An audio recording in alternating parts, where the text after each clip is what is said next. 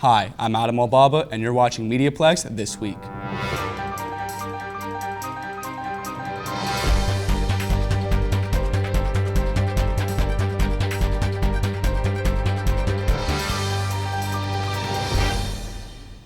Windsor police have charged 3 people after a fight downtown outside a bar turned deadly. The brawl left 5 people with minor injuries and 1 University of Windsor student dead. I attended the police press conference and bring you the full story. The investigation of the downtown stabbings last weekend is one of the most violent incidences Police Chief Al Frederick has ever seen in his 29 years of service. At Monday's news conference, police outlined details from the brawl that occurred early morning of October 19th, leaving 1 dead and 5 wounded. This event does not appear to be random and was between 2 groups of young men who engaged in a fight at the corner of Paderewski and University.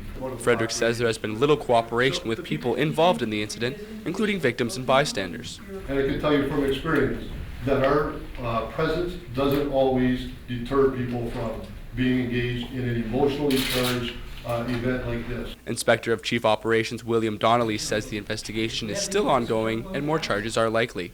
We're reviewing video.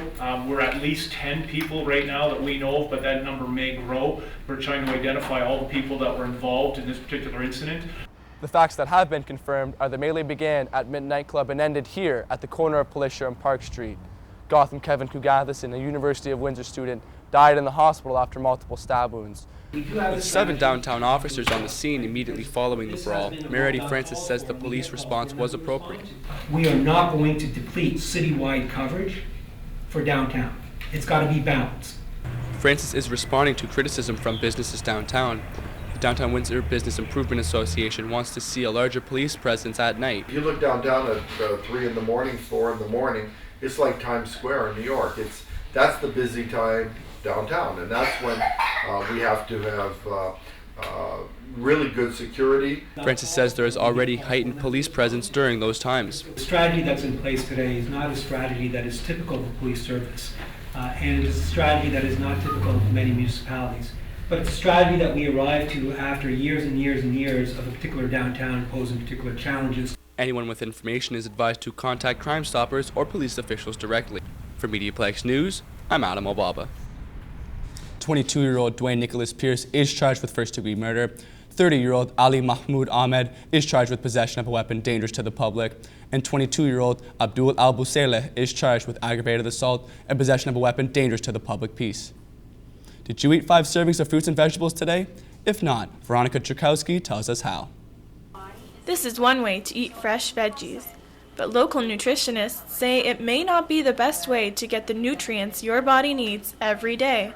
Most North Americans are not consuming anywhere near the minimum of 5 fruits and vegetables per day. So this is a very easy way to get additional fruits and veggies in just by drinking it. That's right, drinking it. So local nutritionist Melanie Hesketh is issuing a challenge along with the owner of a local vegan gluten-free cafe. Drink 1 green smoothie every day for 30 days. What's a green smoothie? The base is always some sort of green. It could be anything from kale, broccoli, spinach, mixed greens, parsley, cilantro, and then there's always some sort of fruit. And she says it may decrease stress, reduce weight, and boost energy levels. Julie Raby has decided to take the challenge. I'm very sluggish. I'm a night owl. So I find if this is going to give me a kick after I work out, it's keep me sustained all day long with my kids and everything, I think it's going to work, so I'm willing to try it. Carrots and Dates owner explains why this event was so important. So many people think they're eating healthy, think they're doing good, but they actually feel very sick. We're trying to push and motivate people that there's other ways to get better. There's other ways to increase your health benefits. Nutritionists will check on the progress of the participants partway through. Meanwhile, registrations for the formal challenge are closed, but Melanie Hesketh says anyone can take the challenge at home. For MediaPlex News, I'm Veronica Tchaikovsky. Soccer is becoming increasingly popular among children in Canada. And while young players and parents cheer for the sport's low cost and easy accessibility, the Ontario Soccer Association wants to see an increase in the skills of all players. Lubna Fawaz has the story.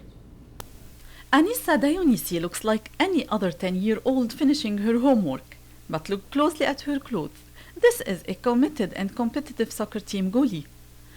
Well, my dad wanted me to try soccer the first year I started, and I just fell in love with the sport and I wanted to keep on playing it. Anissa is not alone. According to Statistics Canada, soccer has become the sport of choice for Canadian boys and girls between 5 and 14 years old. And considering parents' view of the game as a positive physical activity at a relatively low cost, it's no surprise that soccer has ranked as the #1 sports activity for Canadian children for many years. I think with soccer's good #1 because for the summer it's a sport that can be played outside, so you're also outside in the enjoying the weather. It's just for this area it seems that soccer was one of the ones that was very easy to afford and then also could fit into our lifestyle. It compares well against other sports costing thousands of dollars just for year, like hockey. But as any other sport, soccer has its own requirements. It's not quite a year-round commitment, but it's 8-9 months of the year. The kids have to be committed and also be motivated to want to improve, and that's what we try and push. We try and push the enjoyment aspect of it, the having fun, but we're also trying to develop skills. And kids that work hard, that want to improve and are having fun. The Ontario Soccer Association has recently decided to end scorekeeping and standings for competitive players under 12. This will be mandatory across the province by 2014.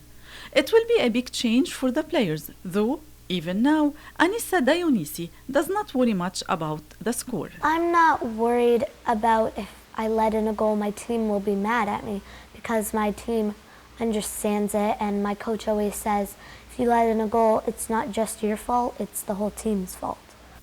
Ontario's soccer officials hope by improving the players' skills, they improve the quality of soccer in this country. And maybe, just maybe, that will give Canada a shot at winning internationally. For MediaPlex News, I'm Lubna Fawaz. The OCAA baseball finals were Sunday. The St. Clair Saints struck out the Durham Lords by the second inning and never let up. Nico Ocampo tells us how the Saints brought home the gold. Only a year after winning the national tournament, the St. Clair College Saints upped their game, hitting the record books as the gold medal winners of the first Ontario College's men's baseball championship. The gold medal game Sunday. Crowds stacked the bleachers at Lacasse Park, with local fans cheering on the home team and fans from Oshawa hoping for a big win from the Durham College Lords. Nathan Smidges says college baseball is a great time for colleges all over Ontario to battle it out. There's lots of different benefits. It's a tournament style, so that will help. Well, it affects pitching, I guess. You see the better pitchers come out, everybody plays harder. The Saints fiercely climbed to the top of the tournament and finally brought down the Lords 5-2. Infielder Ryan Kirsten says that a year of hard work finally paid off. Winning it is, with this around my neck, it's what you want. It's what you've been working for all year, and winning it is the best. Kirstens was one of 5 who were named Tournament All-Stars. This program, it's the best, like top-notch. Coaches, everything, management, it's really good, and winning this tournament just tops it off. The Saints plan to keep their winning streak when they play against the universities later this month. For MediaPlex News, I'm Nico Ocampo. St. Clair College will soon have a new building. The Sportsplex will open in 2014. So students, staff, and the Windsor community will have a world-class facility right in their own backyard. Alice Hewitt tells us more. St. Clair College continues to expand in order to better suit the needs of students. The Sportsplex is the newest addition to the St. Clair College main campus. It follows the creation of a similar HealthPlex fitness center on the college's 10th campus. The Sportsplex will be 80,000 square feet and include a triple gym, the first of its kind for the province. The facility will also include an elevated walking track, a workout studio, an aerobics room, classrooms, and 12 team rooms. Over the next 10 years, all students enrolled at St. Clair will pay an additional $150 per year on their tuition to gain free access to the facility and its services. The fee also covers an additional free year of access after graduation. The project is expected to open in early 2014. For MediaPlex News, I'm Alice Hewitt.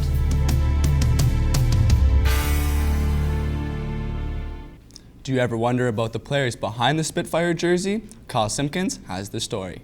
Being the new kid on the block is never easy, especially if that block is the OHL. Members of the Windsor Spitfires know this firsthand. Balancing school and hockey is tough.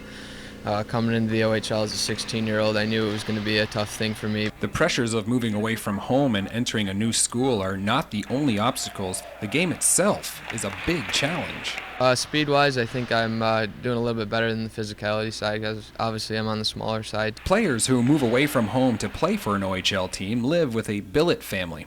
They provide a stable and secure home away from home for the players, many of which are away from their families for the first time. You know, I just recently moved into a new billet house, so I really love it there. It's been good for me, and I just relax and sitting down with them and kind of watching hockey. Windsor Spitfires assistant coach Jared Smith says a good billet family is key for the players to be successful. We're pretty fortunate. We have a lot of our billets have been with us for a number of years, and they continue to return and house some of our kids. It's not just the rookies who go through the stresses of chasing their dreams. Brady Vale, in his 4th year, he says the veterans take on the role of big brother. Just the way to carry themselves away from the rink and just to be as good a person as possible. I asked Moore how the team reacted when he scored his first OHL goal this week. The boys were excited for me. To get that monkey off my back was huge.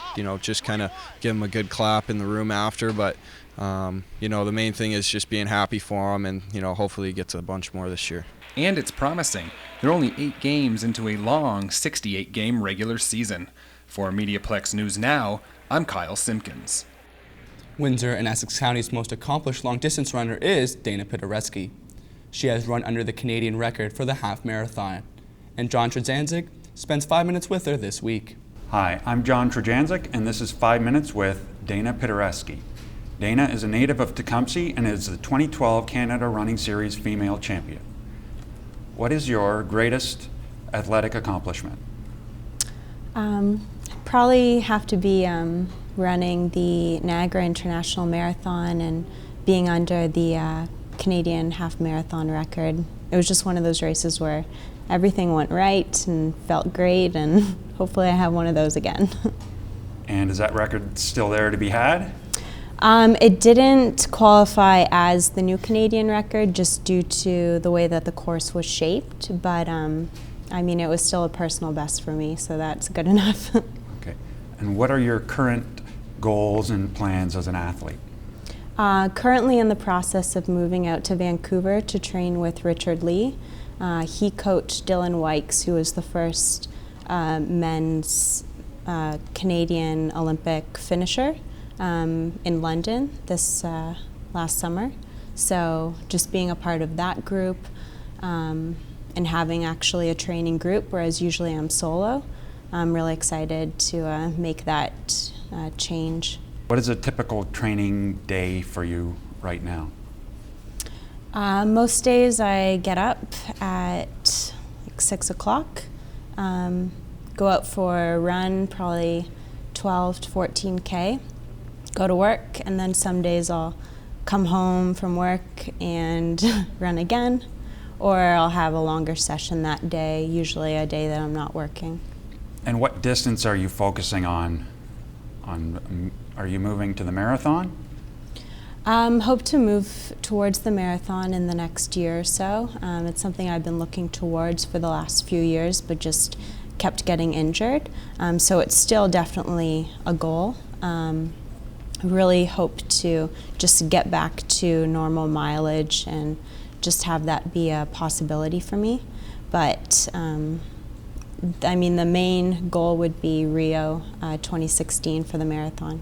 How does an elite athlete trying to be an Olympian, how do they support themselves in the time between marathons, between the Olympics?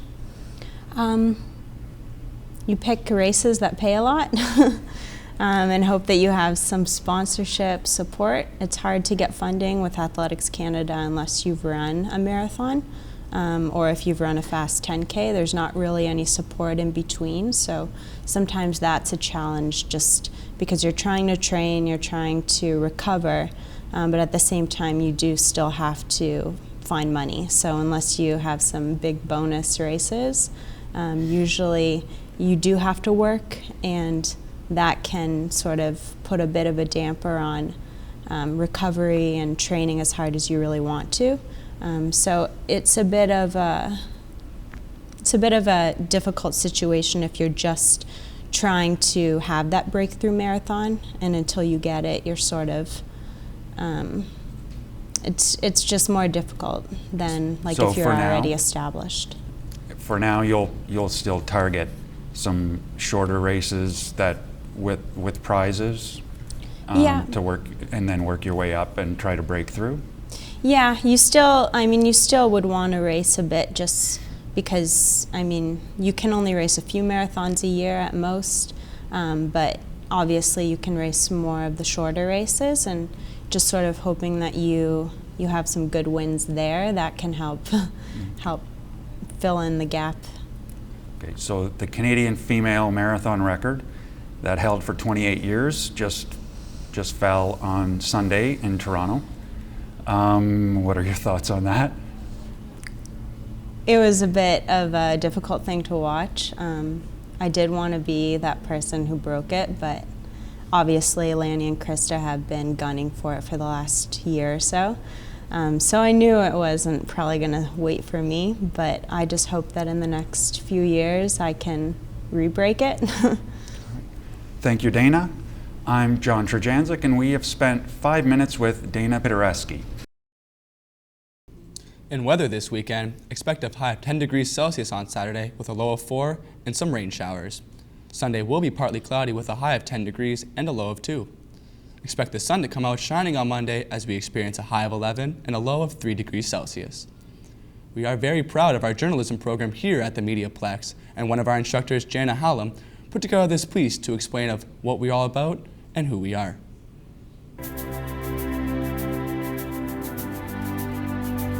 Journalism enables people to be well informed. It's documenting history.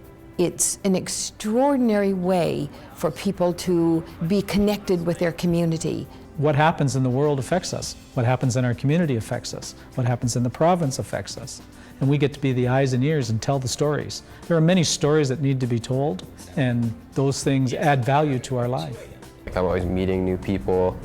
I'm learning about things that interest me, like topics that I want to learn more about.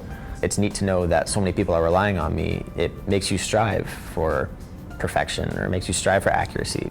The journalism program here at St. Clair College is a Convergence journalism program. Convergence means the merging together of print, radio, and television, and the web, and putting all different stories into 3 or 4 different platforms. In 21st century newsrooms, journalists have to be able to do it all. We ask every one of our reporters to tell stories in multiple ways. There's a different style of writing for print than there is for radio, than there is for television. And it's really important that the information gets out that is true to those platforms. We are one of the few, if not the only, program that is actually taking students to a live broadcast and giving them that opportunity and that experience. I've gained a lot of self-confidence. I used to be a really nervous person, a really shy person, but I think this program's helped me come out my shell. It's given me something that I love to do, and that's made me a better person. I find that the students that come out of St. Clair College are already at or above where some of our broadcast employees have been over the last several years. I feel that I made the greatest decision I could 2 years ago by choosing this program, because I have learned so much, and I think that I can only grow from here. I would hands down recommend the program to someone considering it. I would recommend it to someone that's not even considering it. They teach you such a vast array of different skills, different platforms, different things that you could really apply to so many different careers. Based on literally hundreds of interns I've seen over the years, St. Clair students are better prepared to go into the work environment in media than most students coming out of colleges and universities across North America. I think it's that very comprehensive curriculum that we have that creates converged journalists that sets this journalism school apart. Women all over the world are using a variety of media platforms to tell their stories of struggle and empowerment. These stories aim to inspire women to better themselves and strengthen their status in society. Stacey Janser reports. By now, everyone has heard of Malala, the Pakistani girl who was shot by the Taliban because she was trying to go to school. But you may not have heard about Shazia Ramzan and Kainat Ria, her friends who were also injured that day. The three girls were recently reunited in Scotland, where Malala received an honorary master's degree from Edinburgh University. My studies are going well. I go to school, I'm in year 10, and I'm doing GCSE now. And I hope that I would get straight A's. They are still advocates for girls' education, and both Ramzan and Ria hope to become doctors in their homeland. International monitors say more than 3 million school-age girls do not receive an education in Pakistan. International child sponsorship NGO Humanium reports girls in Malaysia can be denied education based solely for cultural reasons. In Bangladesh, education is only mandatory for children aged 6 to 10. The report also noted that often girls were sexually harassed at school and in transit. In Somalia, 3/4 of children don't go to school at all. Many of those who leave school do so to marry, which often happens before they turn 15. Maria Kang, the name may not be memorable, but her picture seems to be. Maria put this photo up on her Facebook last month, and she has been a topic of conversation in many households ever since. Some people seem to find her dedication a motivational tool, while others accuse her of fat shaming. But with the title of her photo saying, "What's your excuse?" this self-proclaimed writer and fitness blogger seems to have chosen her words carefully. She's received plenty of feedback, both positive and negative. Here's what the Twitterverse is saying. Melissa says, "I was really turned off by her response statement. She was condescending. She was inspiring to me until she opened her mouth." Shay says, "She looks amazing. Fitness is her job. I'm sure she was fit during pregnancy too. No excuses to not go to the gym when you work at one." Greg says, "For the record, I give Maria Kang 2 thumbs up. Anyone who can look that hot after having 3 kids in 3 years is okay in my book." Jack says, "Hot mom Maria Kang is a self-obsessed narcissist, and yes, there's a reason humility is an ethical virtue." Kang has given an apology of sorts, saying, "What I will say is this, what you interpret is not my fault, it's yours." The University of Windsor is holding a series of discussions, distinguished visitors in women's studies. Topics included working women, body image, and recently, women's lack of roles within the media. I want to be someone's wife or girlfriend. Or maybe one of the 5 friends who only talk about men and getting married. How about you? Well, what else is there? Speaker Nicole St. Martin and Tabby Johnson are both actresses and activists.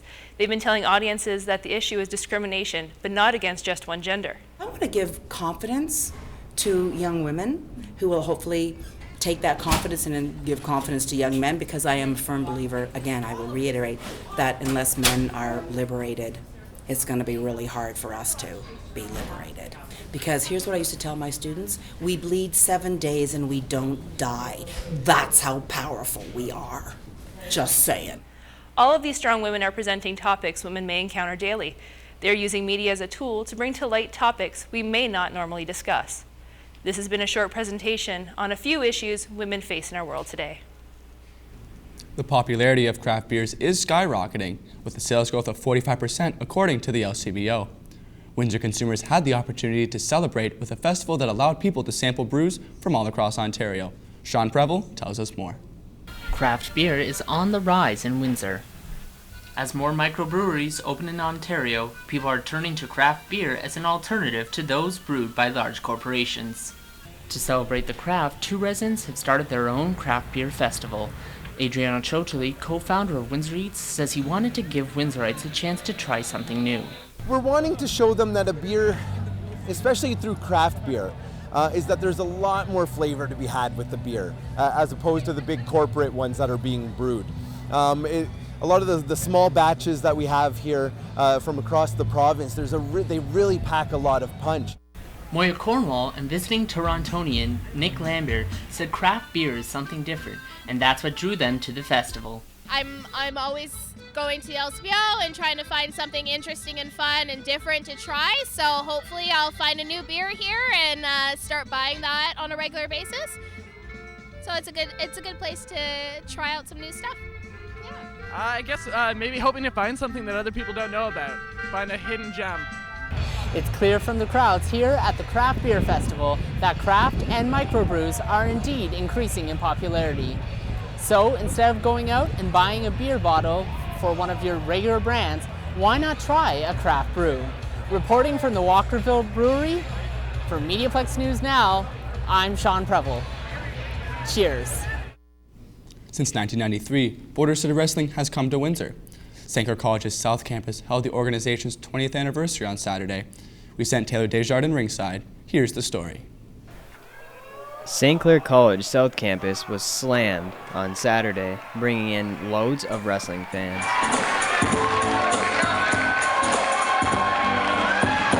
The 20th anniversary of Border City Wrestling brought in many different wrestlers, legendary and new, to the St. Clair College Gymnasium. Over 800 people gathered in the gym to watch the wrestlers battle it out. Well-known wrestlers such as Jake the Snake, Rikishi, and Scott Hall appeared at this year's BCW venue.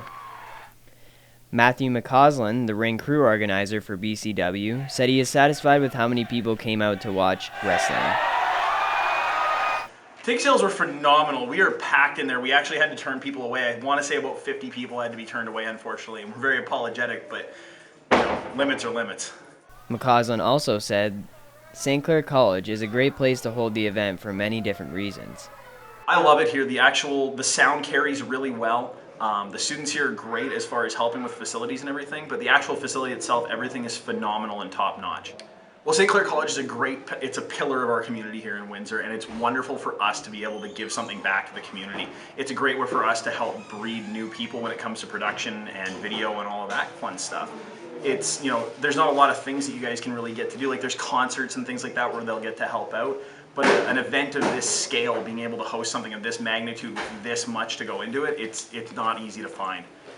Al Ruddick, a member of the audience, said he didn't hear about the event until 4 p.m. on Saturday and traveled from Brantford to Windsor to come see it.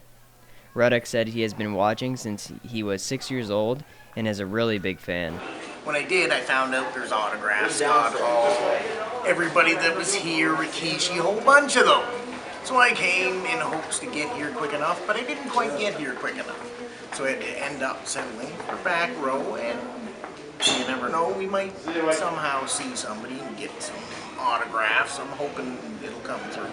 McCausland hopes this event will continue for years to come and become bigger and better. Reporting ringside, I'm Taylor Desjardins. Thanks for tuning in. I'm Adam Obaba, and you've been watching MediaPlex This Week.